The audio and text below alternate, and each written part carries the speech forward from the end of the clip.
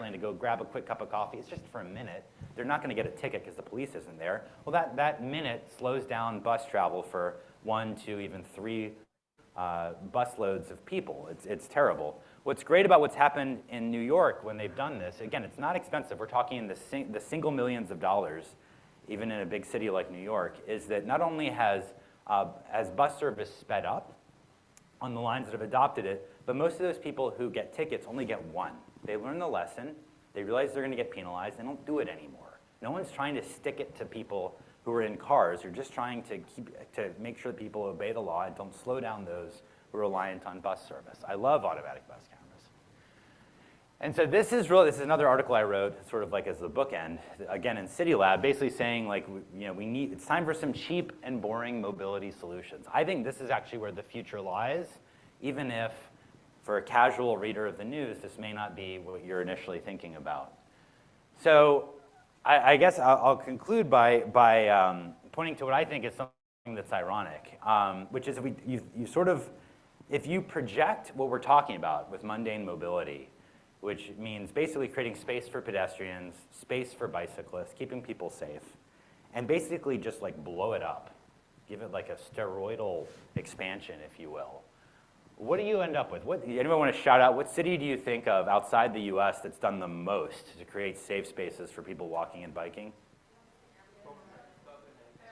All right, you guys have a lot of opinions on this. We should discuss this later. I heard Paris, which is what I think of. And it really is incredible. This is Mayor Anne Hidalgo, who has made pedestrian space and cycling space like her #1 priority for creating more pedestrian cycle space, #1 priority in Paris. It's pretty breathtaking. It's basically the stuff we've already been talking about, just brought to a new level. The plans are incredible. This whole area that's blue over here in central Paris, she is banning through traffic from cars. You can't drive through central Paris. You have to have a special permit to be able to go there, which shows you have a business there, you live in central Paris. In the next 2 years, she's creating 180,000 bike parking spots and 180 kilometers, in the next 2 years, 180 kilometers of new bike lanes. And you end up with scenes like this. This is the Seine, which used to be a highway here and now is dedicated bike and walk paths. And then you have streets that look like this. So all of this, again, is just sort of is mundane mobility, all the boring stuff that I was just talking about brought to a new level. And I don't know about you, but how do I feel, at least when I look at pictures like this? I feel FOMO. And on that, I'm going to stop and say thank you very much and look forward to the conversation with Heidi now. Thank you.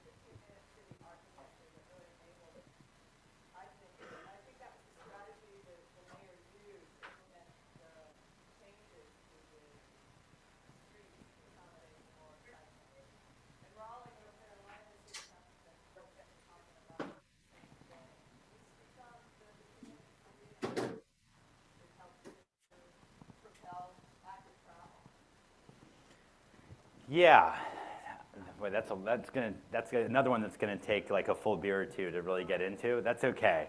No, not at all.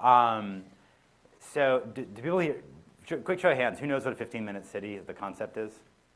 Looks like it's about a third. So maybe just really quick, I'll explain to oversimplify, the idea of a 15-minute city is that everything that you need to reach on a daily basis is within 15-minute access. By walking and biking and transit usually, so that you sort of create these sort of nodes of communitarian living. And it's something that became very popular, especially during COVID, in the lockdowns. People thought about, wouldn't it be so nice if I didn't have to schlep 45 minutes to my job, so forth and so on. I could have everything nearby. It's a very popular term. I think the underlying concepts of it, the idea of providing ready access for those walking and biking, are fundamentally sound. I'm not actually sure that I totally buy into the term under scrutiny. I don't know that it actually does well in that context. We can talk about this later, but I fundamentally, and the challenge I have is I think of a big city. I've actually talked with Elaine Bertaud, who's like one of the big Parisian urban planner people about this. He's like, we have a central business core that's in one place. It's always going to be in one place. It's going to attract people from all over. It's ludicrous to think that you can just sort of force that business core to split up in lots of places. I tend to agree with that. So we can talk more about this, but rather than focus on the 15-minute city, what I get excited about is what Mayor Wu in Boston recently announced, which was a commitment that she's going to expand the protected bike lane network of the city so that at least half of the population would be within a 3-minute walk of accessing it by 2025. That, to me, is when you're talking about actually giving everybody personal access in their community to mobility.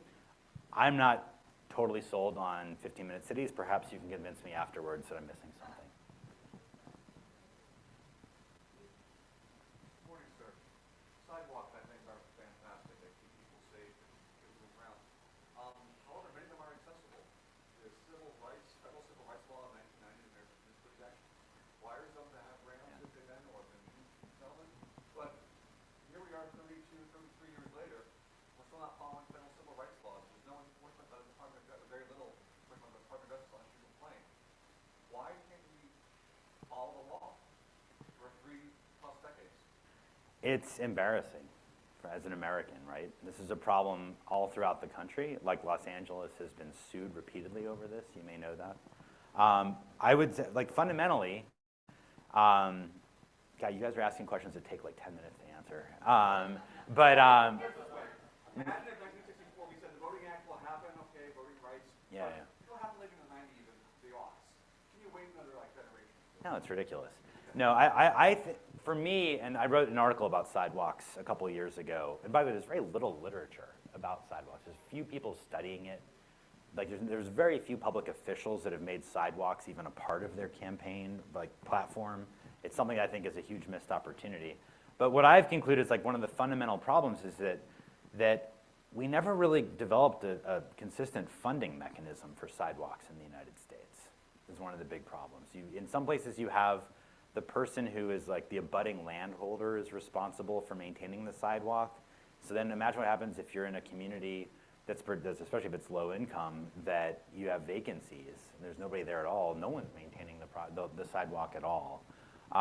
And you're totally right about the ADA non-compliance, but then Los Angeles gets sued, and it's like, okay, it's going to cost literally billions of dollars to make the city ADA compliant. What are we supposed to do? And the judge is sort of caught saying, well, I don't know, you figure it out. So I would love to tell you there's an easy solution. There isn't. I mean, what I would most like to see would be like a big infrastructure bill that focuses literally on sidewalks. Give local communities and states a 5-to-1 match if they come up with sidewalk network expansions or enhancements that make them ADA compliant. I would love that. Have I seen that anywhere on the radar screen in Congress? No, not yet. But I appreciate the question. I hope you keep asking.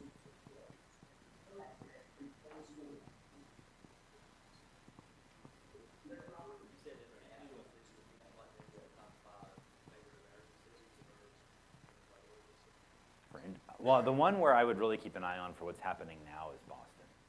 Michelle Wu is a bike commuter. She's the mayor. And she is a transit user herself. She has made transportation a centerpiece of her identity as a politician and as a leader in a way that I very rarely see in the United States. And she's also connected with the Fair Free Transit movement, which is controversial, and that's the part that I myself am not so sure I believe in. But everything else I love, and I think that Boston is making big strides, and it's worth keeping an eye on. Cities, I think, are doing a great job. I really like, first of all, I would just say, like our whole country has a long way to go. I'm not going to hold up any city as a model at this point, but I will say that there's pieces that I try to point out and say, I think this is terrific. I love, in Seattle, how the Seattle Department of Transportation adopted as a goal maximizing the share of the population that lives within a 10-minute walk of 10-minute frequency transit service.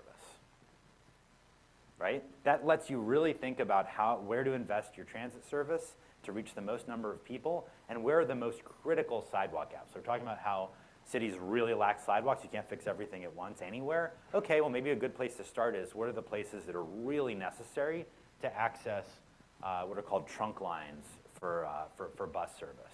I think that's pretty impressive. And the other place I would point to as being one to keep an eye on is Austin. I had a picture of it, as I mentioned during my presentation. Austin passed a huge referendum with billions of dollars for transit and public transportation of all kinds, sort of enhancements.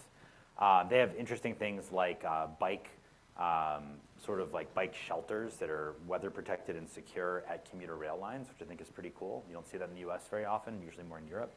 But they're also fighting a huge battle with the Texas Department of Transportation, TxDOT, over whether to expand this massive interstate that slices Austin in two. I think actually, for those who follow this stuff, I think Texas is ground zero for the future of transportation in this country, because you have cities that are full-throated in their embrace of multimodalism and safety, and they're battling with a Department of Transportation that is archaic in its orientation toward car speed. Was I clear enough about that?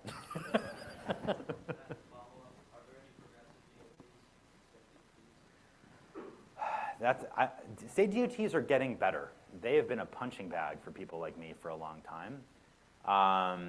The ones that I think that are progressive and things I would point. You know who I really like, or what I like what's happening is Washington State DOT, which talks a lot about the importance of multimodalism, which is like that from the top down. There's a guy named Roger Millar who runs it.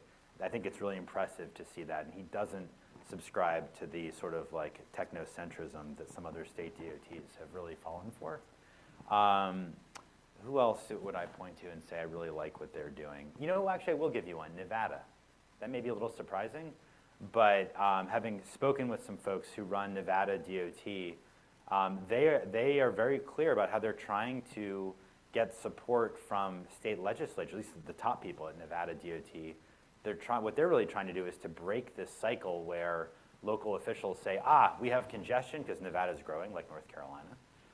So we need to widen our highways. That's our solution. And Nevada DOT leaders feel like they're caught because they know that's not going to solve congestion because of induced demand, which was a trivia question last night. But they need support from state legislators and local officials to invest in transit and invest in the alternatives to basically just endlessly expanding highways.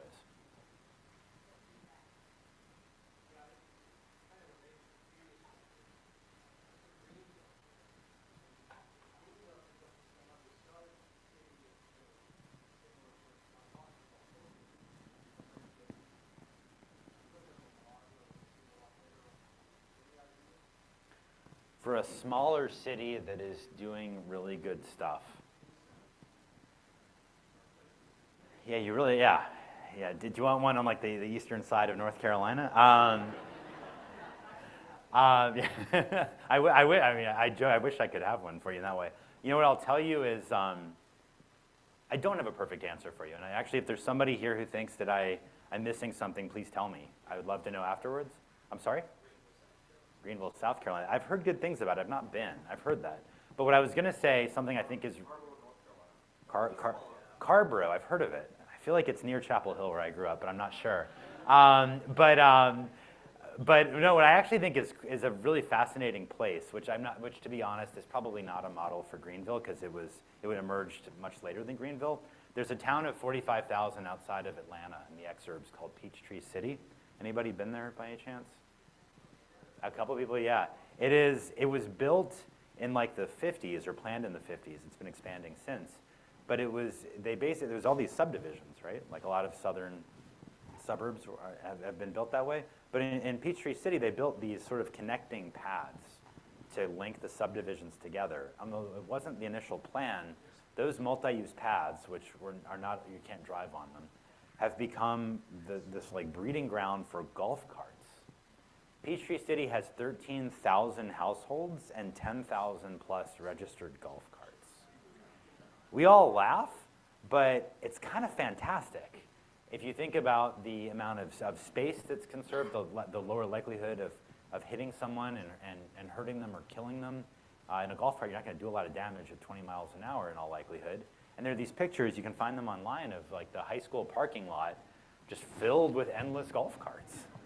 And I actually find this pretty exciting. For what it's worth, I think that this whole movement of small vehicles, e-bikes, e-cargo bikes, golf carts, what are called low-speed vehicles, is very interesting and it has a real shot to pick up speed. So I'm not sure that's the solution for Greenville, but I think that it is a fascinating model that I do think could work in a lot of other places.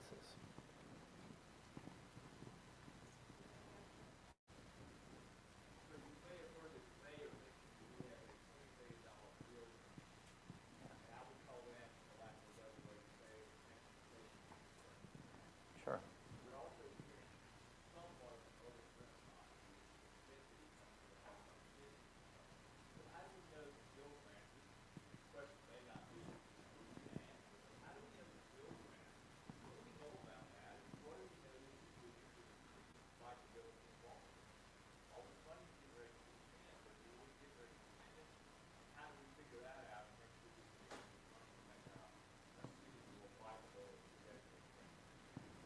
Well, I'd have to know more about the project to be able to give you a more thoughtful answer, but I think, in general,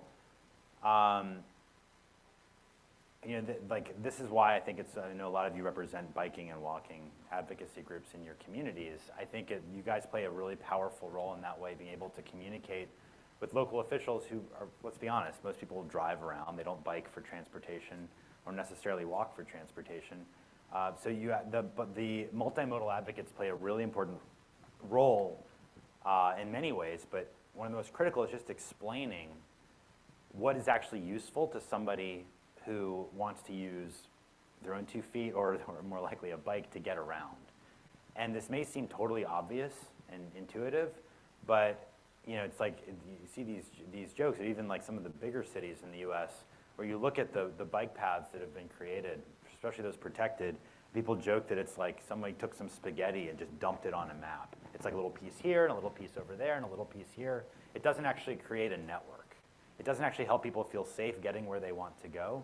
And so one of the first questions I would have if you were to explain the plan of what's going to happen here in Greenville is I would ask, okay, well, can you explain to me just how useful this really is? Who's going to be able to take advantage of this to get around where they truly want to go? Because I've seen too many places that pat themselves on the back for creating protected lanes or just a bike lane of any kind and say, great, done, we did it. And it's not actually useful. Having the lane itself is not enough.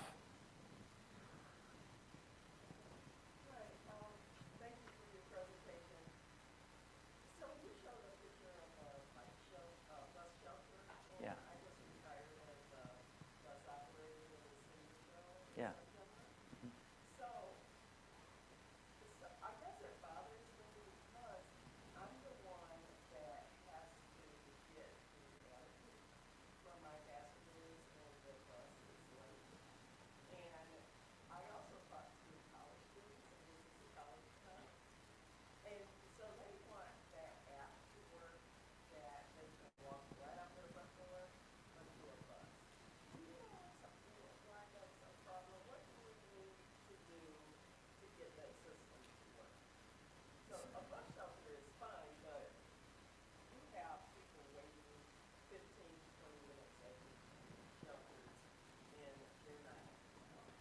Yeah, so great question.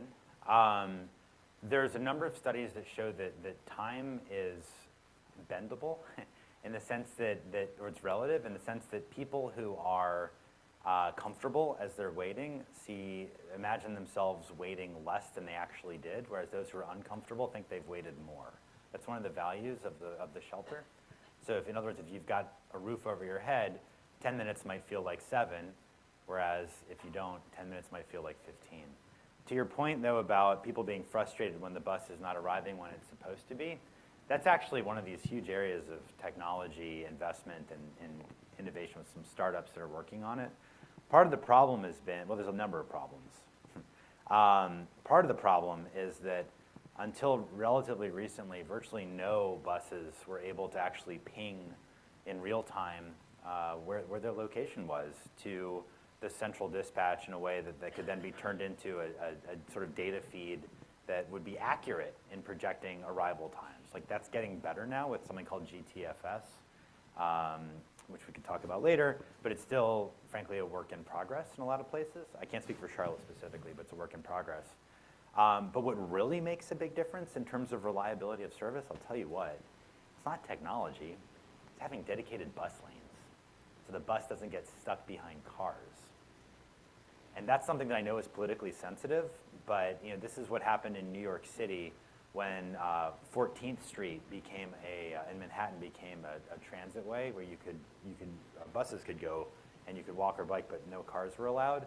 The trip times they went down by like 30% across Manhattan, and they were also more regular. And as a former driver, I think you can, or an operator, excuse me, you can appreciate how valuable that is for the system and for your individual riders. Thank you.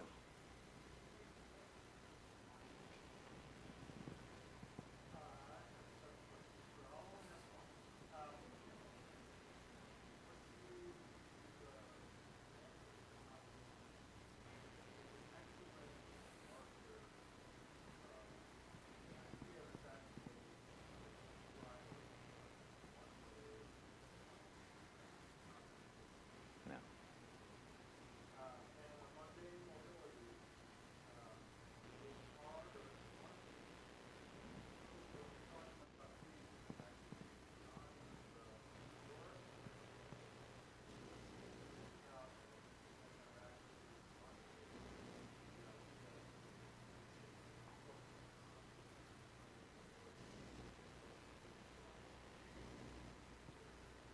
I was waiting for somebody to ask me this question. It's basically, how do you actually get the political support to do the right thing? It is an obvious question, and it's a critical question. It's just one that I didn't have time to fit into the presentation here, so thank you for asking. I have not seen I would love to see this. I have not seen a mayor or a group of city leaders stand up and say, we're going to make our city so much better transportation-wise, and we're going to do it in the most boring way as possible. I would love that. Like there used to be a mayor of Atlanta who said, I'm the sewer mayor, because she was so into like wastewater construction. I think that's kind of awesome, personally. Maybe I'm a little weird, but I do. But what I think, in all seriousness, one thing that I think is a constructive way to go about this, again, with the perspective to some extent of advocates, which I understand a lot of people in this crowd are, is to recognize like a lot of mayors and city officials want to do the right thing. They may not know what you know about transportation. And what I've found to be an interesting approach and a constructive approach, and this comes from somebody who is a former city official myself, and I continue to work as an advisor or in various capacities with a number of cities around the country, is to basically it's usually the advocates who push for this, say, look, can we have a public strategic plan and agreement of principles that articulate as much as possible what exactly we're trying to achieve? Like, remember that little four-part slide that I had? The more specificity you can get around that, and if you can get individual, like the leaders in charge to commit saying, yeah, these are my goals around transportation, that actually creates something you can go back to like for the next several years and say, look, why are you pursuing this? How does this relate to what you said was your transportation vision and goals? And you can then propose things that may not be the sexiest thing ever, but they're directly aligned with what the public officials have committed to. Do I have a great example of where this has actually happened? No. And if you can do it in your community, I would love to learn more about it. Because what I see happen more often is that there's no clear articulation of what the goals are by the person in charge. And so they're sort of vulnerable to the hot, cool thing that lands on their desk, where they think they could stand at a podium and cut a ribbon or get a splashy headline. This is what I've seen happen too many times, and I would love to see happen less.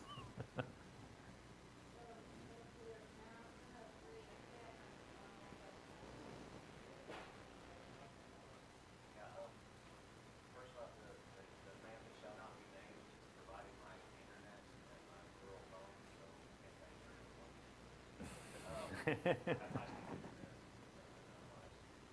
So I'm in a rural community, and I get a lot of pushback from certain corners of our community for bicycle infrastructure because it's not consistent with their idea of rural.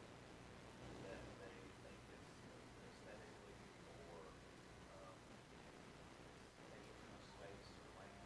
So the thoughts on advocating for like that infrastructure in a rural community that Yeah, that's a really hard one because, like just to be realistic, bikes as transportation, which is how I think of it, like not for recreation but transportation, is just a lot easier in larger urban areas. It's much more likely you can reach all the places you want to go on two wheels. Like I know I'm lucky. I live in a city of 800,000, Washington D.C., that lets me do that. In a rural area, and I spend a lot of time.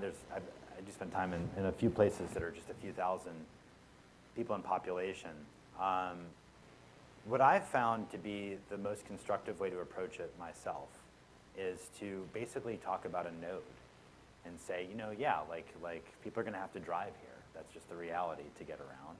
But wouldn't it be nice if there's a chunk of the town or this area here that feels safe and is comfortable, the traffic is slower, you can walk with your kids on this path or this trail over here, and you invest in that and you build it out. I saw this actually in a nice version of this in Lansing, North Carolina, in the northeast corner of the state a couple of years ago. And if you can do that, you're actually be able to show people what you're talking about, and that can, in what I've seen, build at least lessen the opposition and sometimes build support, which, by the way, is the exact same advice that myself and a number of other people would give places like Dallas, that are a big city that's just built around the car. It's the same thing. Like, okay, don't tell them like we're trying to destroy your way of life. It's more just like, why don't we just create like a pocket here that you might enjoy, a lot of other people enjoy. It's not getting in the way of you doing what you want to do. And you know what? They usually end up liking it a lot more than they thought they would. And then you've actually just built up a little bit more support for your cause. That's what I would say. Thank you.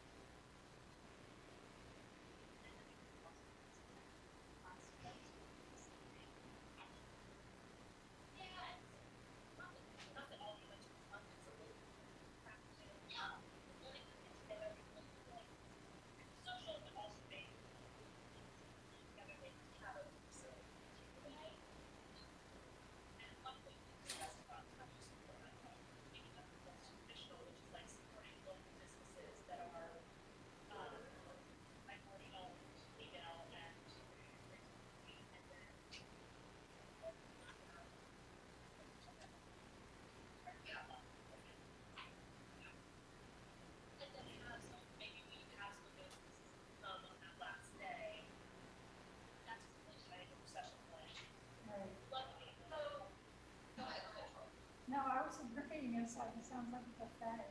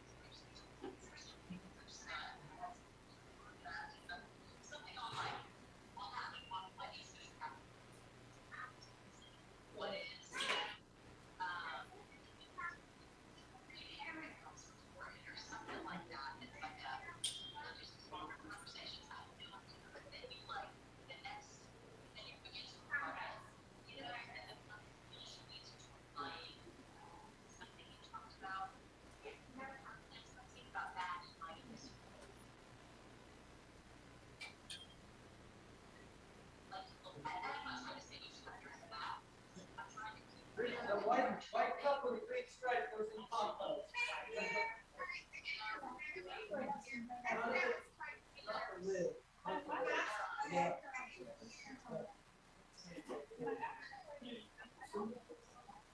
Yeah, my man, the symbols actually never work for like the chase scenario 1 through 7. But we found out now if you go to the 10-year-old investigation study, only 6% of that stuff, all plastics recycled in the last decade actually got recycled. The rest of them were cemented or lights or something. Yeah. It was so China in 2018 said we will no longer take all plastic, cardboard, metal, glass. That was all plastic. They were like, oh yeah, shoot, green. And so when they closed their doors, like no one was going to waste. We had to figure out how to do it here. And all of a sudden, we're like, only like certain plastic bottles, and like detergent.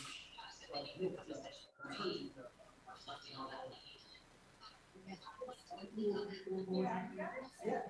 No, that's what this is. I was in soccer, 10, 20-year-old Gatorade games. And we, what mom did, she was kids, plastic bottle, all over the country. Every little concept. That's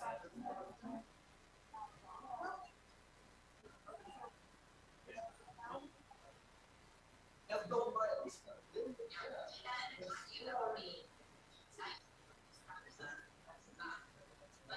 Yeah.